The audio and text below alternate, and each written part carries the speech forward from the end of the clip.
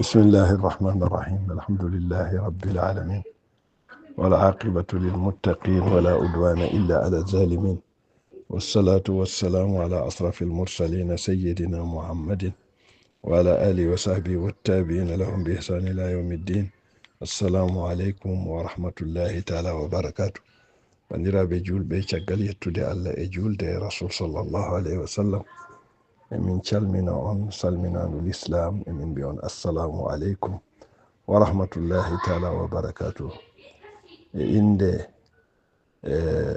imam ceerno Saidou Nour mo ceerno Muntaka imam jamia Cheikh Omar Fouti radiallahu taala anhu. min kettima gueɗe ɗe no jarata, min mbaɗi mutaba'a gueɗe ɗe gila alhamis o ha hande, e labudda noon waɗa konguɗi kaalaɗi.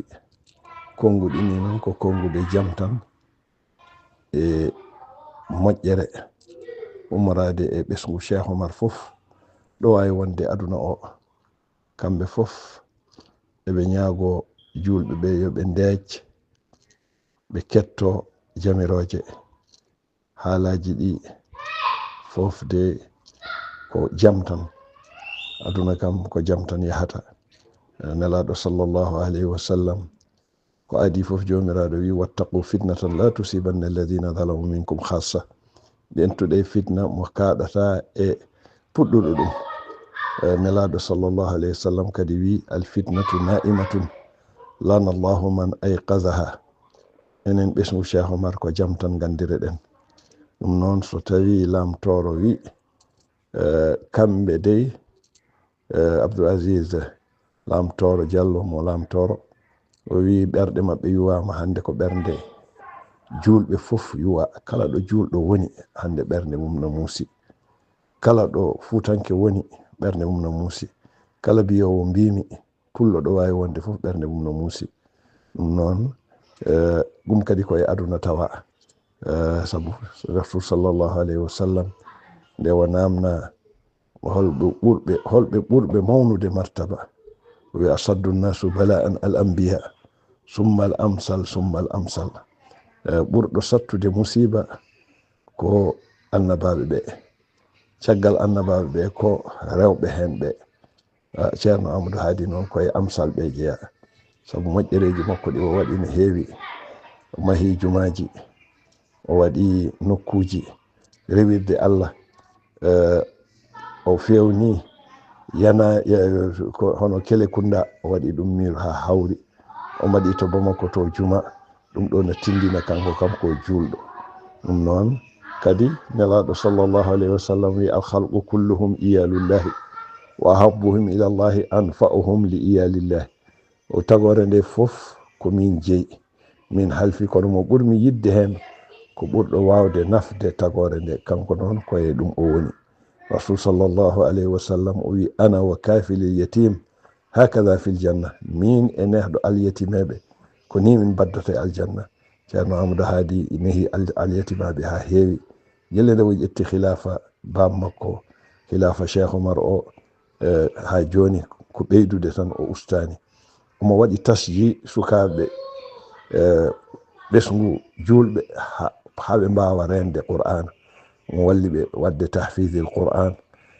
sa yeehi toon ko waɗata e nafaqaji ɗi o waɗata hen pour yimɓe ɓe mbawa rende Qur'ana, ɗum ne heewi. ɗiɗo fof de ko moƴƴereji ɗi ganduɗa omo waɗi ɗum. ɗum noon so tawi ɗum waɗi ko ɓernde julɓe fof mema. ɗum noon enen julɓe kam ken halfaɓe mawɓe ɓe yamiri ko yen ndeej yen ketto mbaɗen mo taba gueɗe ɗe inchallah. wodani en tan ko duwaw. addu'a silahul mumin. duwaw woni joguitari julɗo. eɗen duwo balaw noon koko yanata e julɗo fof. so Allah yiɗanima moƴƴere la budda fawma balaw. ɗum ɗo koye balawuji garɗi bamtan martaba makko, waɗanamo moƴƴere. Allah ne jogui ɗum, yo Allah waɗanen ɗum tan min kalata ñagade Allah, yo Allah ɓiltumo e dow jaam, waɗanamo moƴƴere, renamo, sabu o ɓooya nafde julɓe. wa amma ma yanfa'u nnas fayamkus. ɗum ko Qur'ana wi ko nafata yimɓe koko ñiɓata tan heddo. ɗum noon ko ɗum woni haala ka ɓesgu fof kañum yamirani hay goto yo haal ko fewani, yo haal ko boni, yo darto ala min jamiri kon yon deej ha yamirore ara moni fof yo deejɗo woni waɗa duwaw woni jogitari men. ɗum ɓuri mawnude inchallah. yo Allah waɗanen moƴƴere, yo Allah ɓeydanen sutura. ɗum ɗo wonno haala ka e ɗemgal resmu Cheikh Oumar fof, e ɗemgal julɓe fof, e ɗemgal fulɓe fof ɗo mbawi wonde. yo Allah waɗanen moƴƴere. ɗum ɗo ko jarabuyaji tan. neɗɗo noon kala no poɗɗa ko noon jarribirtata. noon no martaba ma ɓuri towde fof noon jarabuyaji arirta. ɗum ɗo koye jarabuyaji inchallahu Allah woni pawtowo. yo Allah fawtanen. nelaɗo sallllahu alayhi wa sallam o wi man utiya fa shakara waman ubtuliya fa sabara waman zalama fastagfara.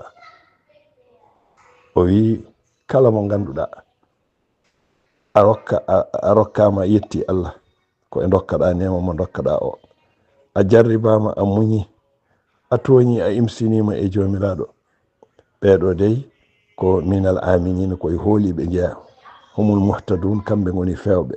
ɗum noon yo Allah wattu enen ɓen jarabuya kam koko muñal tan. fasbir kama sabara ulul azmi minar rusul. noon jomiraɗo wi muñ hono no ulul azmi en muñiri. ɓen noon jarabuyaji fof keeɓiɓe. ɗum ɗo kadi koye jarabuyaji tan jaggiren ɗum ko ɓeydare ko ziyada. kullu ma faala arrahman fa huwa jamil. kala ko Allah waɗi kono moƴƴi. ɗum noon bandiraɓe min calmini on, min juuri mon.